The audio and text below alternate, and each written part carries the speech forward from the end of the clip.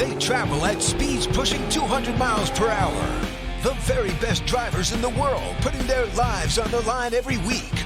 It's time to get the lowdown on this week's contenders, plus a look at the key driver matchups.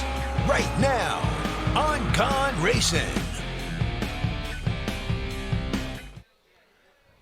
Welcome into another episode of Gaughan Racing. Jeff Motley alongside Brendan Gaughan. We're here in the Grandview Lounge at the South Point Hotel and Casino. And Brendan, before we get started, you're sitting here in a wheelchair. You mind telling everybody why you're in a wheelchair? So don't be alarmed for those watching on Racin. Look, we're race car drivers, or at least I was a race car driver for the last, well, some people call me that, for the last 20-something years.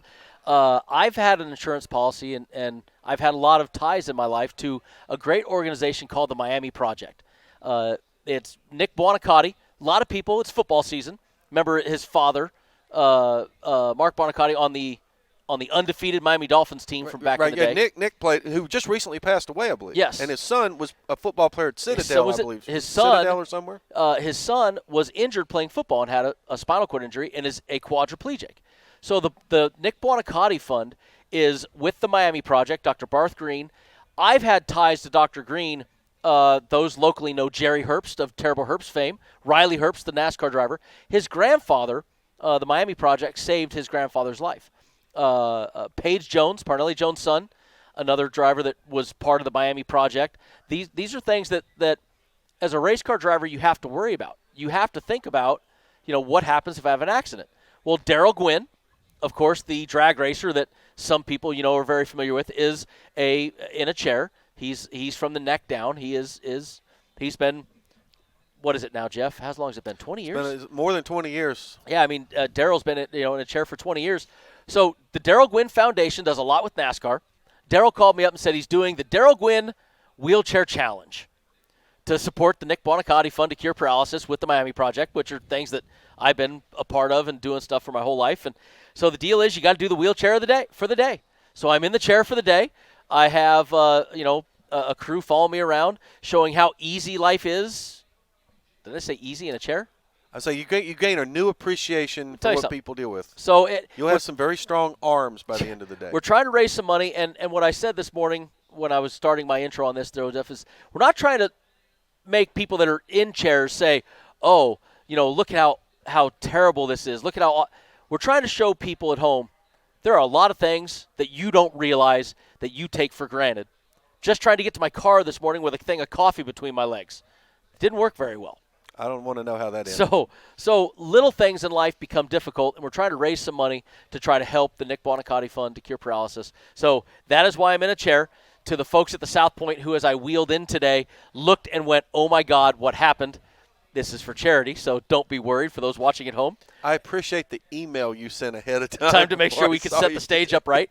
And then for those listening or watching, hey, go to my Twitter account, my Instagram account at Brendan62, and donate some money to the Buonicotti Fund. It goes to great things. I've had an insurance policy with them for over 20 years, and I was lucky I never had to use that insurance policy. Well, and I think it's a great thing because it obviously touches close to home for a lot of us. I mean, obviously, we even have a very good mutual friend, Sam Schmidt, who's been in a Sam does a lot for the Miami Project. Sam loves them also. I mean, these are guys that it's a risk we take, and I still take. But it's nice to know we have such great organizations like the Miami Project, like the Darrell Gwynn Foundation, and I support them as much as we can. So that is why I'm in the chair today. Well, we appreciate you doing that. And guess we guys talk a little bit of racing, though. Talk about what we're here for now. Yeah, so we're going to go back a little bit to last week at Darlington. I think the one thing that did not surprise us is that Kevin Harvick won the race. But I do think – any week does Kevin Harvick surprise us right now? I think, but that was the one norm to me. I mean, I look at a lot of other things with that race. I mean, we saw Austin Dillon finish second, which I think was a big surprise to a lot of people. We talked on our show last week about how it looked like Joey Logano was starting to get his mojo back a little bit, and he finished third last week. I think shocking to most, we saw two guys who probably were the two best cars in the field crash each other out, or not necessarily crash each other out, but Martin Truex Jr. and Chase Elliott got together and certainly affected their day, ruined their chances of winning the race. And then the one other guy I want to mention who I think a lot of people thought was a dark horse to make the Final Four is now on the outside looking in. Ryan Blaney, he gets a 10-point penalty for what I just shake my head is an unforgivable mistake. How you leave a 50-pound bag inside of a race car that somebody doesn't look for that, I don't understand. And, you sure it was an accident? Well, why else would it have been in the car? I mean, come on, this is a bag. So it was 50-pound bag. You're not going to hide that. So it's not like you're trying to put lead somewhere in the car. Listen, we push everything. Well, I understand, but it was sitting there for the world to see. So they weren't trying to. Listen, if they had it out, if it's as obvious as some of the things I've heard, you got to realize we've tried millions of things over the years. Yeah, I understand. And then his crew chief gets thrown out, and then they screw up on a pit stop. And I know you don't want to blame that on the crew chief, even though Travis Geisler, who stood in for him, said, "Hey, look, that was on me because we made a couple of late calls, and they obviously looked pretty disjointed on a pit stop." Look, here's my thing, and this will foreshadow into this week at Richmond. What is it? Adam Stevens and Clint Boyer's crew chief is also out. You know, Boogeravich. So he's going to have Zipadelli on his box. Boyer is. Listen, and Kyle's going to have his Xfinity crew chief on the his box. And here's my point: Travis Geisler is a crew chief, a phenomenal crew chief, and all these teams have these war rooms sitting back at their shops. Means nothing nowadays. The whole throw the crew chief out, he's sitting in the war room. Richard Childress gave access to the war room earlier this year on television. These decisions are made on a computer screen, and they're radioed in to the crew chief. These guys now have all these things going on. Adam Stevens is going to be in that war room, calling the race live like he was there. Travis Geisler had the same thing. They just made calls too late, and Travis got to take the blame for it. I'm calling malarkey. I looked at that and went, it didn't matter if Travis was on the box or if his regular crew chief was on the box. They made the calls too late, and that affected him. Had nothing to do with Travis. So you think it was really just coincidence that the one team that screwed up in the pits was the one that had an interim crew chief?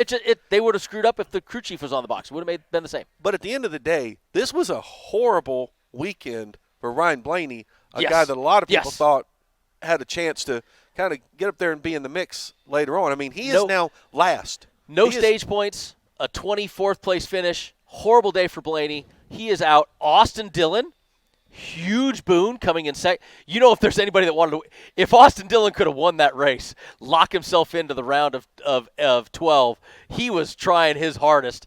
Where was that last lap 3 laps earlier? Well, that's true. But I tell you, he's put himself in a much better spot. You know who else has put themselves in a much better spot? Kurt and Kyle Busch have moved into the top 12 right now. They've moved up. You got Blaney's on the outside. Benedetto's on the outside. I think Bowman and Almirola, are they the other two that are on the outside right now? They are. I mean, you're talking about guys right now you've got we have our odds to win the championship here. Yeah, we have the odds in to our win. standings here. So, yeah, that's – Austin Dillon's – that's why he's twice. Yeah, he's in here twice. No, but Dillon's made himself all the way up to 8th in points and over 10 points out of the cut line, which was huge for him to have that boon. But what I looked at from the Darlington race for the bettors that we talked, Jeff, is we had a lot of data to go on, right? We had 2 Darlington races from earlier this season. And what did we say? Eric Jones was good. And Eric Jones finished 4th. You narrowly missed out on – you had him for a top 3. I had him for a top 3. You missed by 1 spot. We mentioned that. I had Chase Elliott and then Martin Truex Jr. Kevin Harvick, Denny Hamlin. Denny Hamlin won one of the 2 races. Denny Hamlin finishes 4th and 2nd in the 2 stages. Gets into it with a pit road mishap with him and Jimmy Johnson. Well, first off, he got into the wall. He had to come pit. He had to come in. He's waving, I'm coming to the pits. Jimmy didn't see the wave. Jimmy ran into the back of him. And we said Jimmy Johnson would be good. Jimmy Johnson finished 2nd in the 1st stage, 4th in the 2nd stage, looking good, gets into the mishap with Denny. So a lot of the stuff that we saw from earlier this season played out. Alex Bowman, good finish. Had a good finish at Darlington earlier in the season. Eric Almirola started that streak of top 10s at Darlington when we came back. Another top 10 finish. Even Kyle Busch. We saw Kyle Busch run pretty well at Darlington. Yeah, he ended up 7th with stage points both stages. So all the things that we saw from the earlier races played into the bettor's hand for the race at the return for the Southern 500, the cookout. Correct. Southern 500. Cookout.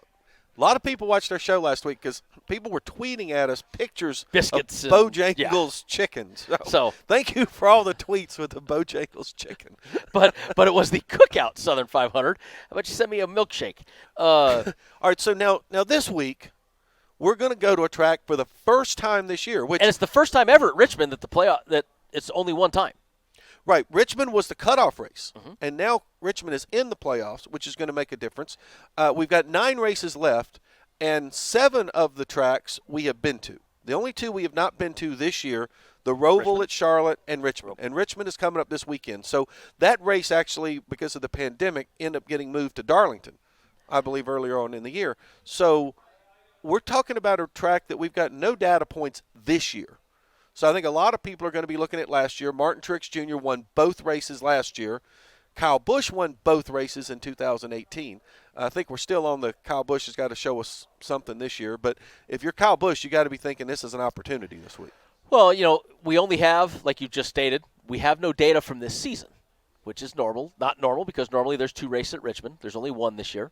So I got to look at the history, and Richmond has a history of people that sweep. So to me, I got to look at this first and name off a bunch of people that Martin Truex swept both races.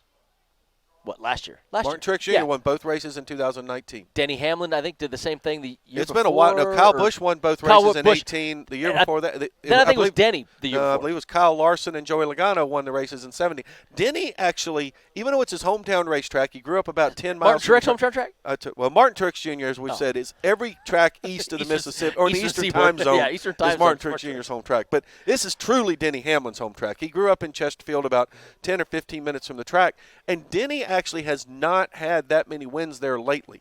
Another guy, won in the last 10 races. Another guy who has not won there since 2013 is Kevin Harvick. 7 years since Kevin Harvick won there. So I spoke to our good friend Josh Jones earlier this week. Mother Function. I talked to little Mother Function, and he Josh is getting a lot of airtime on our show, by the way. He let the cat out that he's listening to Gaughan Racin. So we got KHI be like buying some airtime now on our show as much. Hey, Josh. Hunt Brothers. We Josh, can do that or there we go. like Yep. Come on, Josh. But so, he was saying, oh, don't, Kevin hasn't been good, but he's a Hoorah Go Team Go type. He is diehard there. So I'm looking at the stats, he and I go, knows who pays his salary. But how about last 10 races?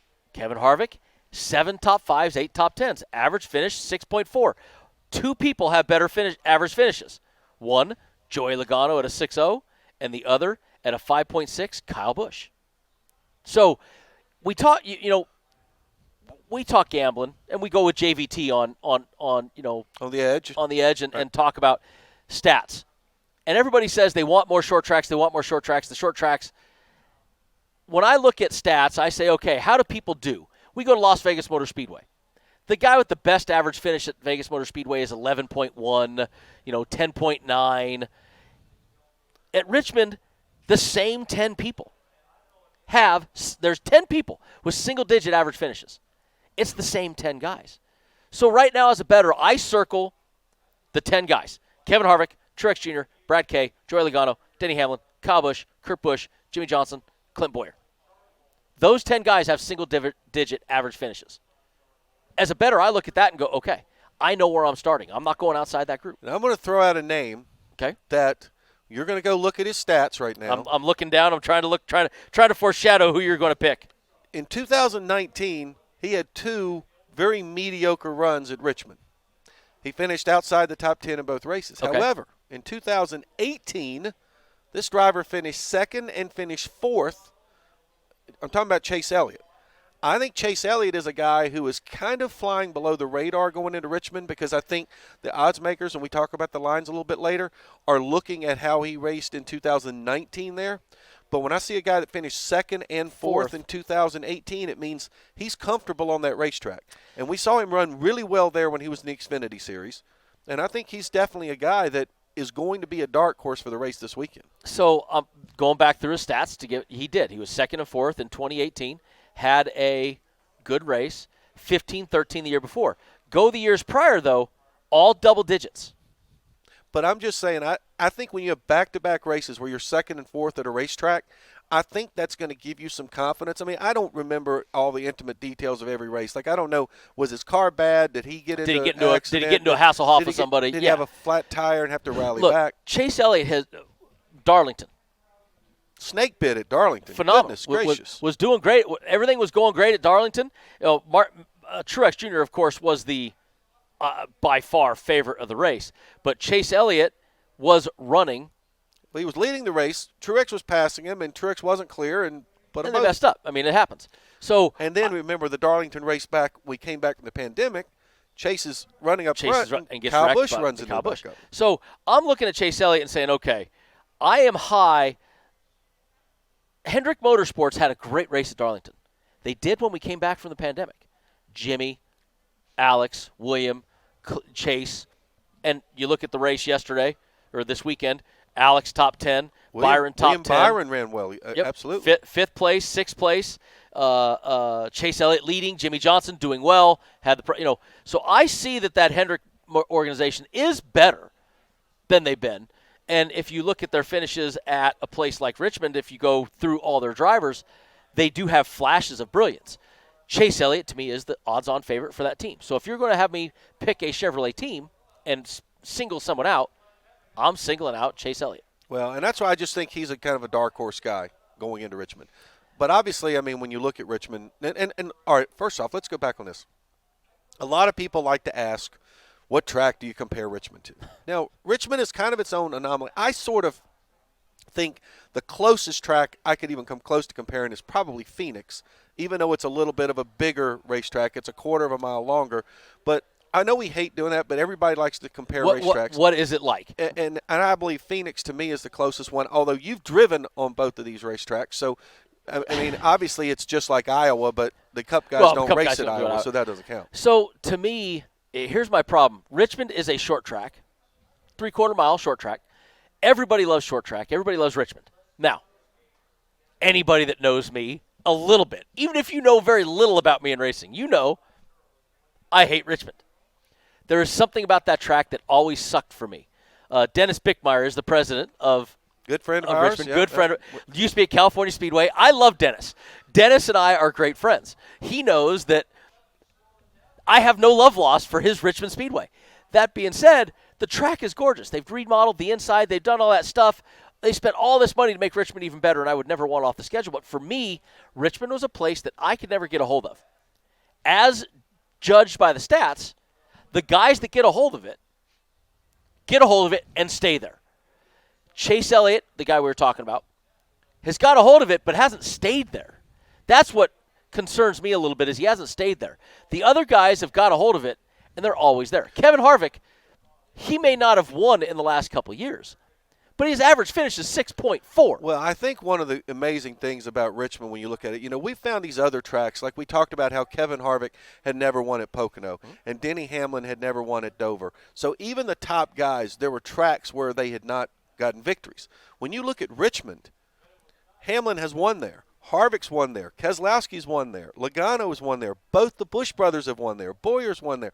I mean, everybody that's in this playoff thing, the guys, what's that? Boyer scratched his arm. Well, yeah. No, okay. no, don't talk. We don't talk about that. Yeah, sorry. That's what Truex was in. Well, he didn't. Truex didn't know what was going on.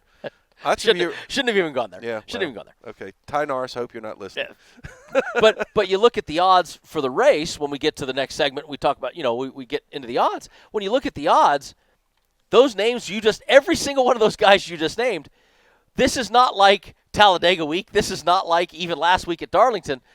We have 1, 2, 3, 4, 5, 6. We have 7 guys in single digits because those same 7 guys are the guys that are going to be up front. Right, and that's what we see. And I think at Richmond, we know we have an idea of what to expect. I don't expect to see a big upset at Richmond. You usually don't get a fuel mileage run. But see, everybody this is Tires don't wear that. This is where I struggle with people and the way they say, "Oh, it's a short track. Anybody can win in a short track." Or you always like to say Talladega the crapshoot. Yes, Talladega has some stuff, but like I say, look at some stats. There's people that are always there.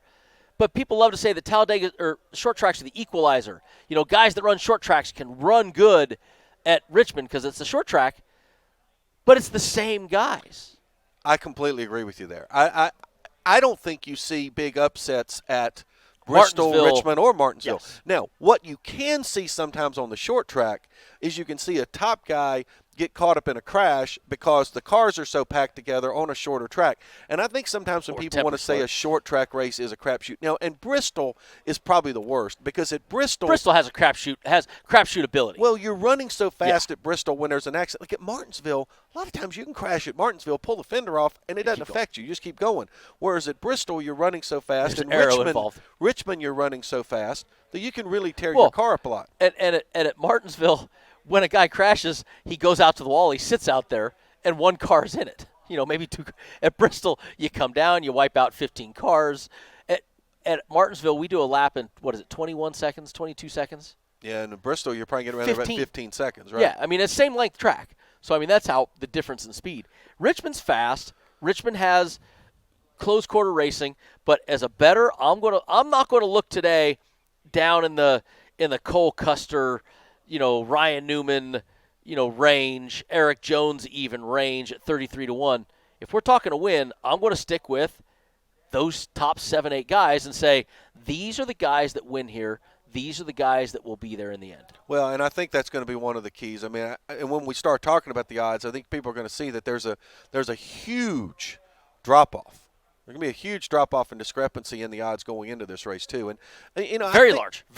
Like, oh my God, large as I say we've seen all season. All right, when we come back on Gaughan Racing, we will start breaking down these odds to win the race at Richmond. They call it the action track. Expect a lot of action this weekend, Richmond. We'll be right back on Gaughan Racing. This is Gaughan Racing, the weekly NASCAR show that gets you ready for this week's big race and more. You can listen to VSiN on SiriusXM Channel 204. Watch us online at vsin.com and follow us on Twitter at VSiN Live.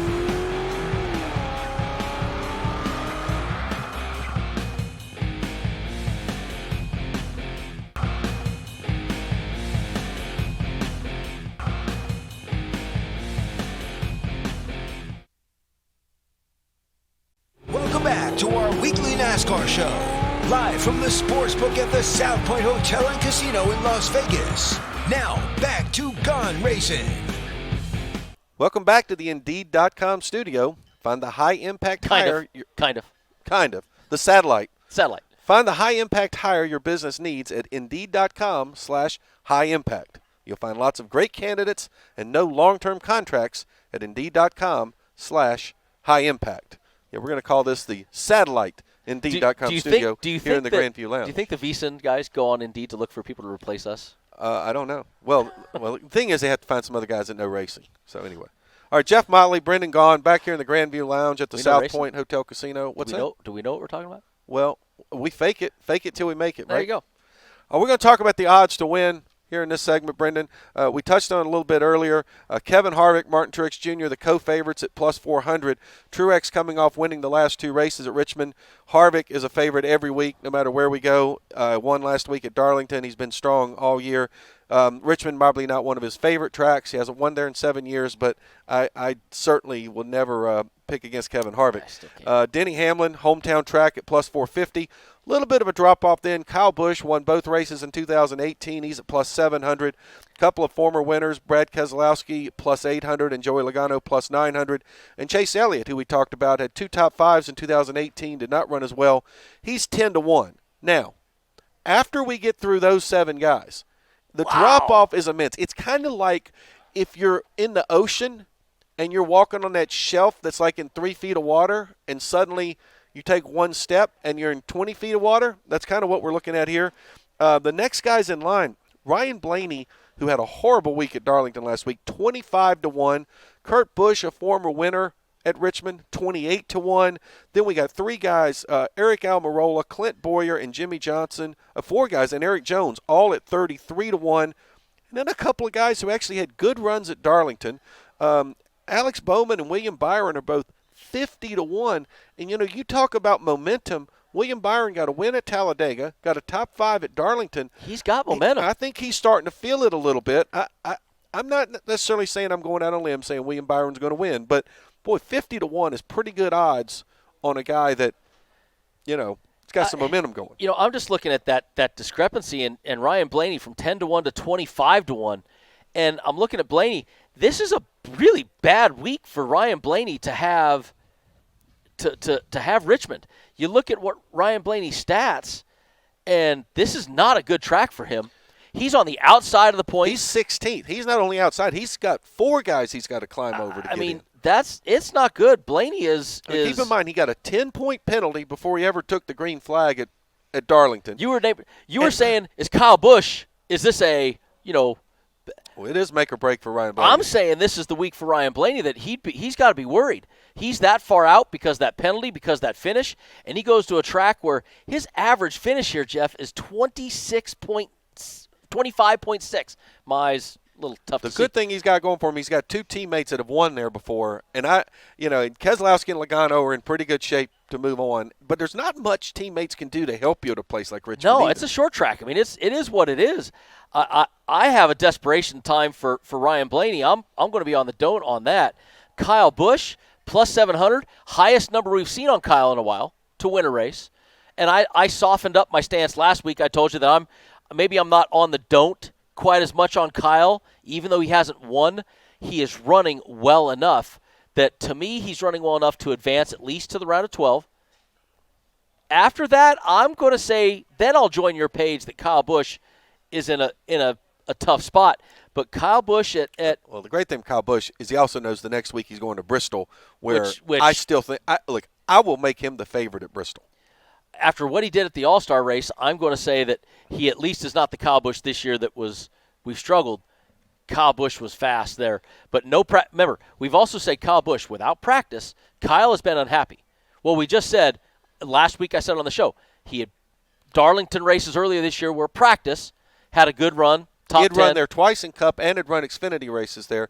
And I believe, is Kyle running Xfinity this? Is Kyle going to run? No, he can't. He can. No, it's not playoffs. This is not a playoff race. Yeah, so I think he Kyle can. might be running Xfinity race on Friday night. If he's running the Xfinity race, I would move Kyle up back into the, hey, I'm much higher on Kyle if he is, because Kyle Busch, when he has practice, those races he's proven, I'm looking it up, so we'll have the answer. Well, and real quick, we got about 30 seconds left in this segment. The triple-digit guys, we like to bring those up. Ryan Newman, 100-1. Matt Kenseth, 125. Stenhouse, 150. Bubba, 300. Buescher, 350. Anybody in that group you think could pull this out? No, I don't see that happening at Richmond. I don't see those guys come from that far with how they've won. Bubba's run better, but not 300-1 to win the race better. Kenseth, like you said, you're on the don't on Kenseth. Well, and I think one thing we usually find with Richmond, like we talked about, the cream really rises to the top. Okay, when we come back on Gaughan Racing, we'll be talking top threes and driver head-to-heads. This is Gaughan Racing, the weekly NASCAR show that gets you ready for this week's big race and more. You can listen to VSiN on SiriusXM Channel 204. Watch us online at vsin.com and follow us on Twitter at VSiNLive. Welcome back to our weekly NASCAR show, live from the Sportsbook at the South Point Hotel and Casino in Las Vegas. Now, back to Gaughan Racing. Just a reminder, if you missed anything from today's show, you can download the Gaughan Racing podcast today. Not only is it free, but you can download and listen to the show before it airs here on VSiN. The new Gaughan Racing podcast is available via Apple, Google, iHeart, Spotify, Stitcher, and at vsin.com/podcasts. Brendan, we are I did look up multimedia Stitcher. guys. I did look You up did Stitcher. They had a great week in the stock market too, by the way. Did they really? Yeah, I was looking at that stuff. All right, for those of you who didn't begin the early part of the show, Jeff Motley alongside Brendan Gaughan. Brendan doing a charity project for the Miami project, so he's in a wheelchair. He is not injured. He did not break his leg coming down from a dunk or anything like that in a pickup basketball game. He's could you even get the rim when you played basketball? Touched the rim once. Touched the rim once. Boston College. Jerome Williams was my witness. I actually nicked the rim. Jerome didn't give you a boost or anything. No, he happened to see it though. I just All right. saw it. Jerome, if you're listening, So the junkyard dog, right? Yeah, Is that JYD. what you guys used to call him? JYD. JYD. All right, we're talking Richmond. We're talking top threes. Very similar to what we saw with the odds to win the race. But we last week at Darlington, we saw a negative number beside of Kevin Harvick and Denny Hamlin finishing the top three. We are back on the plus side with those guys. Martin Truex Jr. and Kevin Harvick are plus 110. Denny is plus 130. Kyle Busch plus 185. That's the best number he's had in a long time for a top 3. It's a good number on him. And then we got the plus 215 on Brad Keselowski, plus 240 on Joey Logano, and a plus 260 on Chase Elliott. And then we make that gigantic leap, similar that we did for the odds to win, from Ryan Blaney at plus 600, Kurt Busch plus 650, and then 4 guys: Eric Almirola, Clint Bowyer, a former winner at Richmond, Jimmy Johnson, we know has won many times at Richmond, Eric Jones plus 800. Anything jump out at you on those top 3s? Yeah. One thing does to me, and I like Denny Hamlin at plus 130. I mean, I know we've said he hasn't won there in quite a while, but Denny still has that amazing average finish.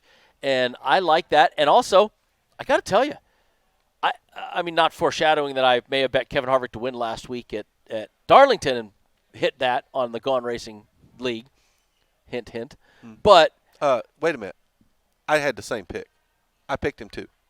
So, but I had another winner. The problem is you got another winner. I had another winner. I believe you picked Eric Jones to win his group, and that knocked me out because Ryan Blaney's guys couldn't find a 50-pound bag that was shoved in the car somewhere. But plus I'm not bitter. No, not at all.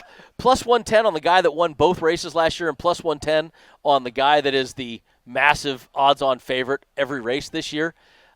It's not a negative number. It's worth putting money down because unless he just has a bad day, Kevin Harvick has been top 3. I can't tell you the last time he was out of the top 3. Well, that's true. And I tell you, not counting Talladega. We're not counting Talladega. So I like the guy Kyle Busch plus 185. I do like that too. I like that. I even like Kyle Busch to potentially win at plus 700. I think it's a pretty good number. The bad point. Now, do I see Austin Dillon doing another 16-1 top 3 shot? I don't know. I struggle to say yes on that. If there's anybody else going off of history, Jimmy Johnson. I mean, okay. Eric Jones, we've talked. It's just, I just those 8 guys at the top of this field. I see them all being in the front of the field. I think you're probably right. I mean, I talked earlier on a previous segment. William Byron, 11-1. Guy's got some momentum. We know he's got a crew chief on the box who's probably got his mojo going a little bit with Chad. So I think it's interesting. And we didn't even name anybody after 11-1. I mean, no, we really didn't. And the reason is I don't see Cole Custer, Austin Dillon, Matt DiBenedetto, Tyler Reddick, all 16-1. Getting up there for top 3. Well, Austin Dillon would not shock me anymore. I mean, we've seen him win on intermediate tracks. We saw him finish second. Now, look, a few things had to fall his way, but he had a good car last week. But like when Brad Keselowski won those races earlier, I always tell you, they had to have, guys did this or that to get the winner. You got to be in it to win it, right? But you got to be there. And Austin's a heck of a short tracker, so I mean, it could happen. But I see too many great teams and great guys that have been running too strong to be right there for that top 3 back-to-back weekends. That's going to be tough for him to do. All right, let's move into the driver head-to-head match. There's some fun ones this week. Well, I like it. Well, here's I always try to compare what we see on the odds to win and these driver head-to-heads. So on the odds to win, we got Martin Truex Jr. and Kevin Harvick pretty much equal, right? Yeah. But that's the one I was looking at. But you're telling me that I get Kevin Harvick at a plus 130 against Martin Truex Jr.? I mean, I think Brendan's already circling that one. I mean, I'm pretty much ready to circle that one myself. Martin Truex Jr. at minus 150 to Kevin Harvick's plus 130. Wow. Look, Martin Truex Jr. won both races last year, so we know how good he is there. But Kevin Harvick is just it's just like him a couple years ago when he was on fire every week. It's just like when Martin Truex was on fire at Furniture Row. Never bet against him. You have a plus 130 head-to-head. You have him plus 110 for a top 3. But a head-to-head, you have him plus 130. I am jumping on that. Yeah, I love that one too. Denny Hamlin's getting plus 110 against Martin Truex Jr., so they don't feel like Martin Truex Jr.'s advantage is as big over Denny Hamlin. I love the fact Kyle Busch is getting a plus 115 against Denny Hamlin, who has not won there in quite some time. Brad Keselowski's getting plus 140 against Denny Hamlin. Do they think because it's Denny's hometown he goes out there and practices every day? The other thing I looked at was I was betting the don't line all season on Kyle Busch, right? We've been saying head-to-heads, I was betting the don't line. How about Brad Keselowski plus 120 to Kyle Busch minus 140? I'm saying I'm high on Kyle again, but Brad Keselowski is really good there. Well, Brett Keselowski is good there. But we talked last week, and I talked about it early in the show today. I feel like Joey Logano is getting a little momentum going. Yep. And Joey's plus 130 against his teammate there, Brad Keselowski. Really, really like me some Joey Logano at plus 130. And also there's Brad a Clint Boyer plus 120, Eric Almirola minus 140. I guess that looking at the stats, that's a little more even than I was thinking. But Clint is a former winner. He is, Richmond. but average Scratch. finish last 10 races, 14.9 to 14.3. They're even par right there. I thought that might be a little more exciting, but And one we did not mention, Kevin Harvick is also getting a plus number against Denny Hamlin. Kevin's that, at plus 110. Denny's at a minus 130. I just think the fact that there's a couple of plus lines on Kevin Harvick is, that's pretty enticing. It is enticing, but I'm circling a couple head-to-heads right now that I like that we talked about, and I'll give you your pen back so you can circle yours too. Taking my pen, so I should get credit for those circling with my pen. Whoa, that's a little much of a stretch. And Brad Keselowski's a plus 130 against Kevin Harvick, and Keselowski's run there well too. So there's some really good plus numbers on some really, really good drivers this week in driver heads. Sometimes you and I kind of like gloss over the driver head. No. I think this is a great week head-to-heads, for driver head-to-heads. I might even go one more in the head-to-heads. Okay, well, it sounds good. We'll come back on Gaughan Racing. We'll be talking group matchups, and Mr. Gaughan will be touting his results last week. This is Gaughan Racing, the weekly NASCAR show that gets you ready for this week's big race and more. You can listen to VSiN on SiriusXM Channel 204. Watch us online at vsin.com and follow us on Twitter at VSiN Live.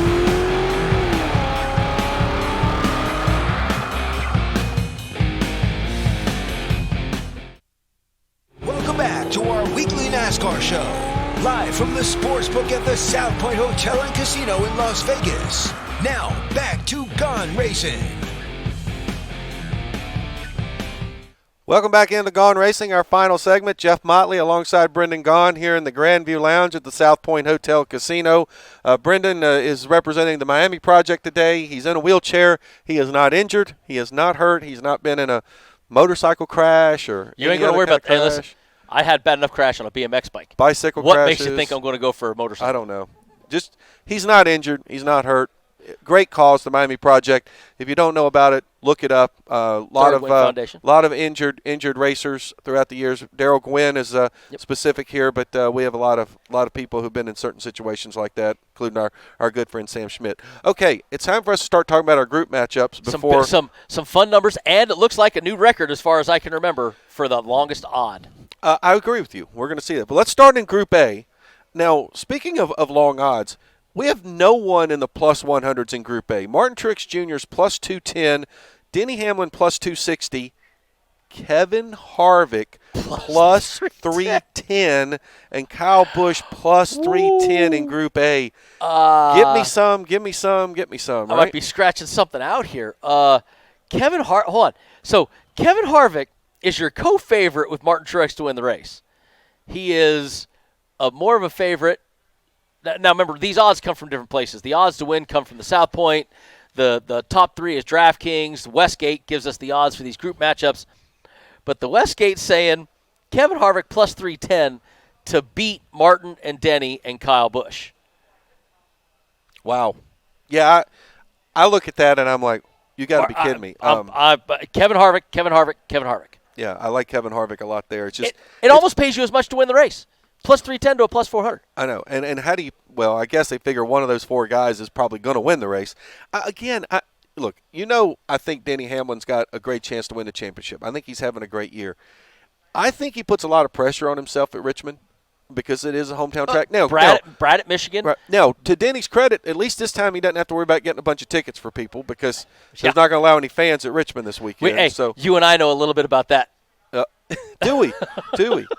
Hey, Molly, can I get 50 more? Yeah, What? Let me tell you, I go 3 months, don't hear from the guy. It's a week of a race. Brendan's racing, and suddenly you should see the text chain I used to get. So it's kind of a bummer, though. It's okay. How many media interviews did I ask you to do for me? Well, it was we took care of each other. Mutual Admiration Society right here. Okay. All right, let's move on to Group B. Wow. Now, first off, we do have a guy on a plus 100 line, a plus 145 on Brad Keselowski. Joey Logano plus 245, a couple of former winners. A guy that I said to keep an eye on at plus 360, Chase Elliott. Big number there. And then would you like to talk about the record? The record high. I don't think we've ever seen a plus 480 before. Eric Jones, plus 480. I mean, how about the span, 145 to 480? So there's a disparity in this group. And I'm looking up Eric Jones's stats.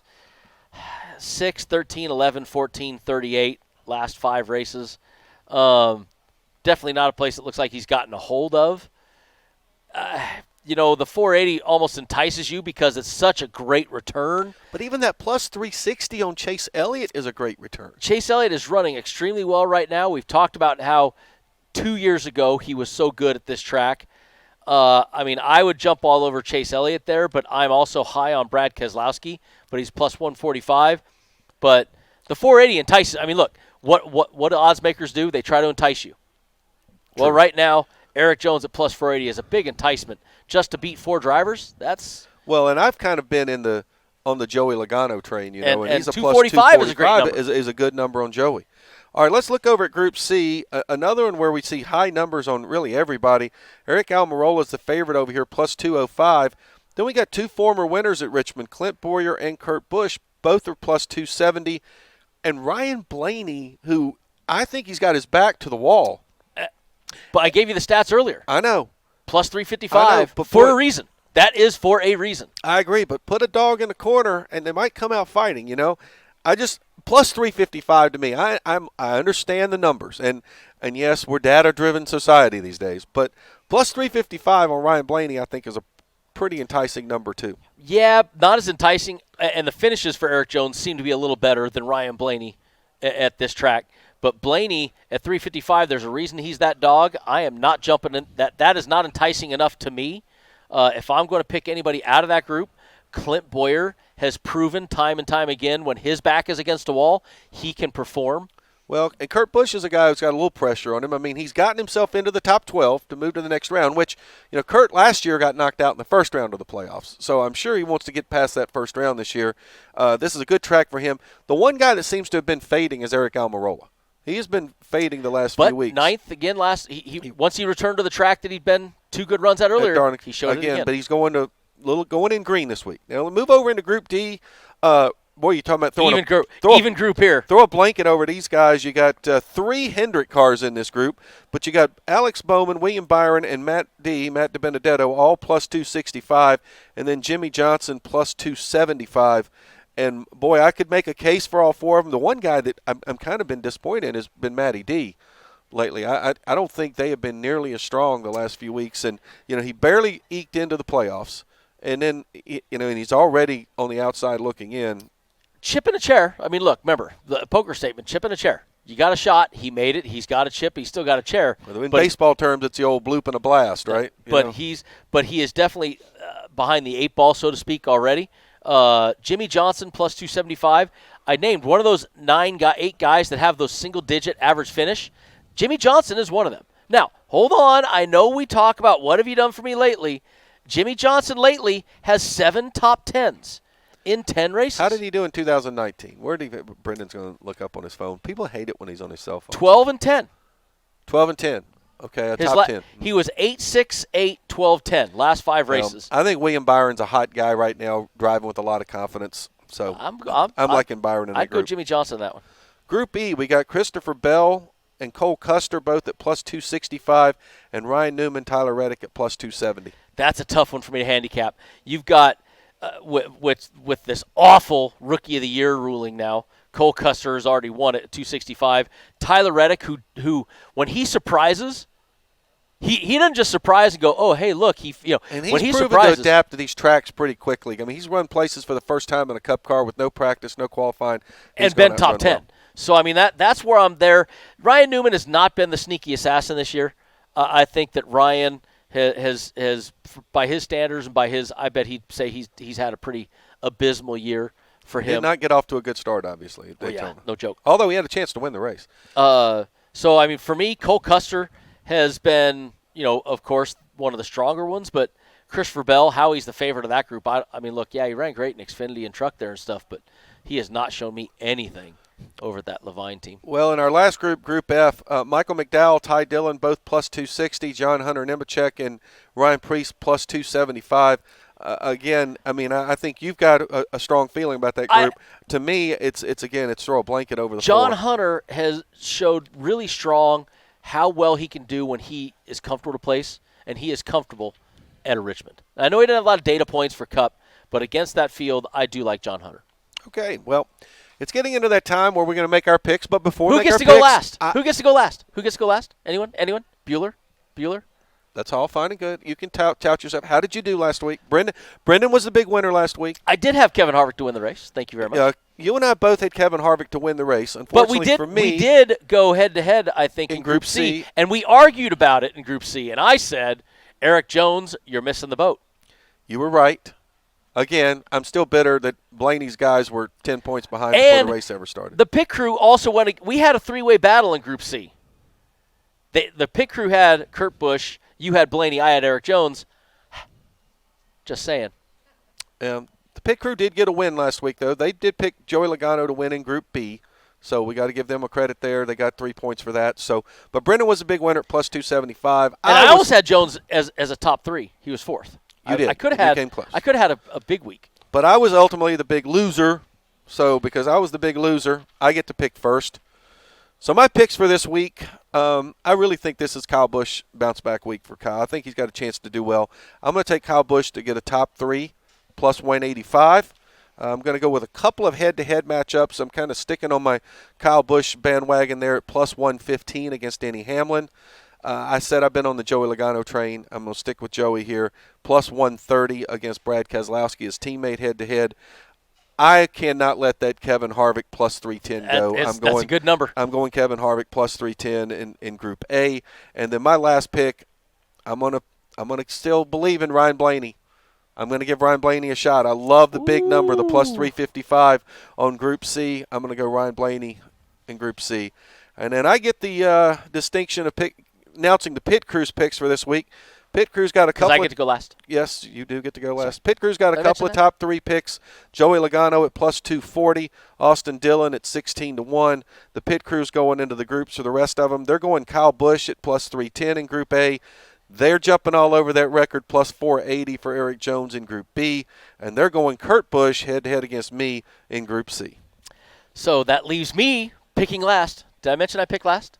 Did I mention that? A few times. Okay, just making sure. There's an echo in here. Listen, I'm going right off the bat. It's too hard for me not to say Kevin Harvick, Denny Hamlin, 2 dominant guys. I'm going Denny Hamlin to win the race at 450 and Kevin Harvick at 400. Why not? They're trading barbs. They're winning every other race every other week. So I'm jumping on those. I'm going into the head-to-head matchups, and I'm taking Kevin Harvick over Martin Truex Jr. at plus 130. And I'm also going to take Brad Keselowski, the don't line on Kyle Busch, at plus 120 for Brad. I've been sticking with that. I'm going to stay there one more time. And then I'm going into Group F to John Hunter Nemechek. There's something I got about John Hunter this week. I think he's going to win that group. I noticed you've been having the good feelings on John Hunter Nemechek because you were talking him up there in Group F. Well, it's looking forward to a great weekend of racing at Richmond this weekend. It's obviously going to be a big deal for a lot of these guys to try to get in playoff position for some of these guys. Big implications for the coming weeks. Big implications, and we got a lot of guys that are former winners that are in the playoffs, so I think it's going to be interesting. All right, when we come back next week on Gaughan Racing, we'll be breaking down everything that happened this weekend at Richmond. Then we'll be talking about the final playoff race of the first stage at Bristol. For Brendan Gaughan, I'm Jeff Motley. See you next week. This is Gaughan Racing, the weekly NASCAR show that gets you ready for this week's big race and more. You can listen to VSiN on SiriusXM Channel 204. Watch us online at vsin.com and follow us on Twitter at VSiN Live.